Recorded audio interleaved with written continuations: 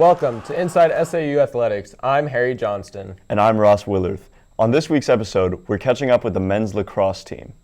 The Fighting Bees are currently sitting at 5-5. This is the first year the Bees are competing in the Heart of America Conference, and they are hoping to leave their mark. Leading the way are Nolan Hayes and Tyler Yetka, who are both recently named Heart of America Conference Players of the Week. Yetka has scored 14 goals this season, and Hayes leads the team with 119 saves. The Bees are on a roll, winning 4 out of their 5 games. This week, they defeated Clarke University 18-4. Up next, the Fighting Bees will travel to William Penn. To see full highlights from both men's and women's lacrosse, be sure to watch SAU Weekly this Friday. Joining us today is graduate assistant Devin Caesar. Thanks for being with us here today. Thanks for letting me come. As you approach the home stretch of the regular season, what has impressed you about this team so far? What really impressed me is the fact that they keep grinding on all the things that we're working on at practice. Coming up with the season, we didn't do too hot with our first 3 games of the season, but they keep working and grinding on all the little things that we're trying to work on at practice, and they keep getting better at it. That's awesome to hear. Practice makes perfect. So you guys have won 4 of your last 5 games. How do you guys plan to keep that momentum going for you? Well, that momentum comes in at practice, competing against each other. We think that we're the best team out there, so we're just going to compete with each other and keep grinding, make it harder for other teams to compete with us. So Nolan Hayes and Tyler Yetka were recently named Conference Players of the Week. Can you talk about their impact on the team and that kind of dynamic that they have? So first, Nolan Hayes, All-American player, All-Conference player last year. He was the All-Conference defensive player last year. This is kind of set in stone for him. We expect this from Nolan coming out every other week, grinding as our team captain and as our speaking captain to keep the momentum for himself, but for the team going.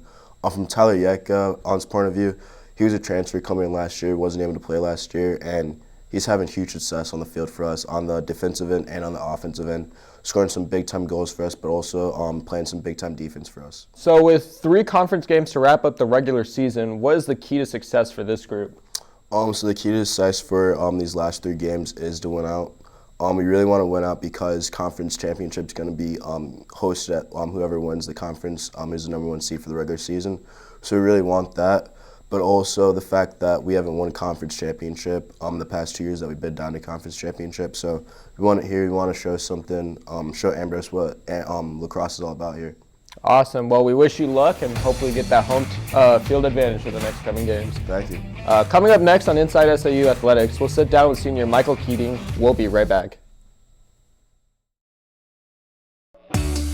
Tune in to KALA and hear something different. Programming that celebrates the diversity of our listeners. We're advocates for the arts, showcasing your favorite music from around the world. We're storytellers, producing award-winning news and educational podcasts. We're dedicated sports fans, bringing you the latest Fighting Bee action from St. Ambrose University. We're a learning lab, mentoring the next generation of broadcasters and content creators. A part of your community for 5 decades. We're KALA Radio, 88.5 FM and 106.1 FM. Turn it on and turn it up.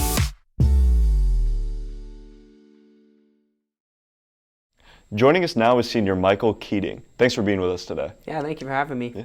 So this team is having a lot of success recently. What's been working so well? Yeah, we've been really working hard at practice. We've, through drills and just competing with each other, it's really been in practice that we've been seeing success on the field. And we've been on a little bit of a hot streak lately, winning the last 4 out of our 5 games. And so it's really been momentum, and then working hard at practice has been carrying over, and we've seen that be successful on the field. Yeah, that's awesome to hear. Yeah. So speaking of momentum, what goals do you have as your team wraps up for the season? Yeah, really our biggest goal is to win our conference championship. The last 2 years we fell short, coming in second place, and so this year our goal is to win a conference championship. We're in a new conference this year, and so it's up for grabs, and that's our goal. And coming in, we have 3 games left, and to close out our conference play, and so those will be really big. But that's our goal as a team, is to win conference. Yeah.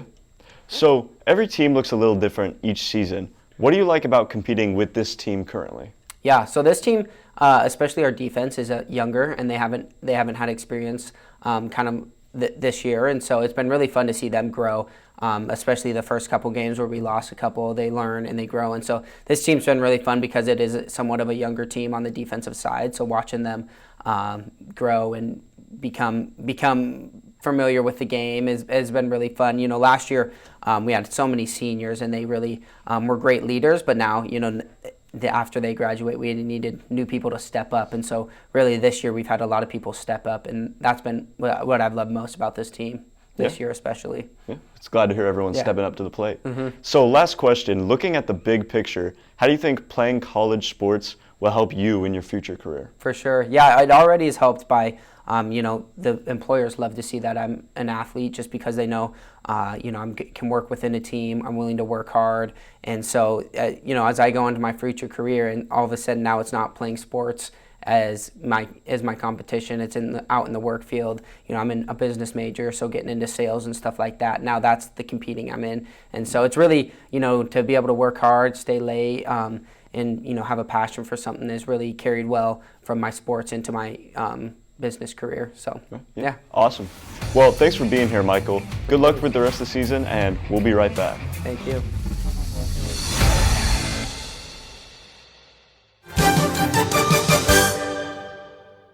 In less than 5 years, Lisa Bluter has become the all-time winningest women's basketball coach at St. Ambrose with 130 career wins against 34 defeats. She has been named the District 15 Coach of the Year the past 2 years. Bluter's Queen Bees have won 3 consecutive district titles and have made 2 straight appearances in the NAIA National Tournament. But success hasn't spoiled Bluter. She would prefer that her players get the publicity. I don't care how good a coach you are, if you don't have good athletes, you're not going to win. It's nice, that people recognize your accomplishments, but any recognition I get, they deserve much more than I do. Bluter is unlike many coaches because she is able to get close to her players. She thinks because she is just 27 years old, she is better able to relate to her girls. It's not that long ago that I went through the same things they're going through. I remember going through bad practices, and I remember finals week and how bad practicing during that time was, or having 2 tests and staying up all night. I can remember those same things, and I think a lot of coaches tend to forget that their players are going through things off the court and just talk X's and O's, and I think that's tough. Bluter's been able to keep the perspective of a college student because she is still a student herself. She's working on her master's in sports management at the SAU Grad Center. Add to that her duties as an administrator in the athletic department, and you wonder how she could still find time for her husband, Dave. He's always backseat to basketball games, or a high school recruit. If she's in town, I'm spending my time with her, not him. And he understands that during basketball season, he takes second place. She hopes to be a Division I coach someday, but for right now, Lisa Bluter is content being a busy bee. Steve Tappa, TV 11 Dateline. Welcome back. Next up for SAU men's lacrosse, they will travel to Oskaloosa to take on William Penn on April 1st. That's all we have for you on this edition of Inside SAU Athletics. Remember to check out the SAUtv Facebook and Instagram pages for our latest episodes, game highlights, interviews, and more. You can also find them on The Hive at sauthebuzz.com. Thanks for watching.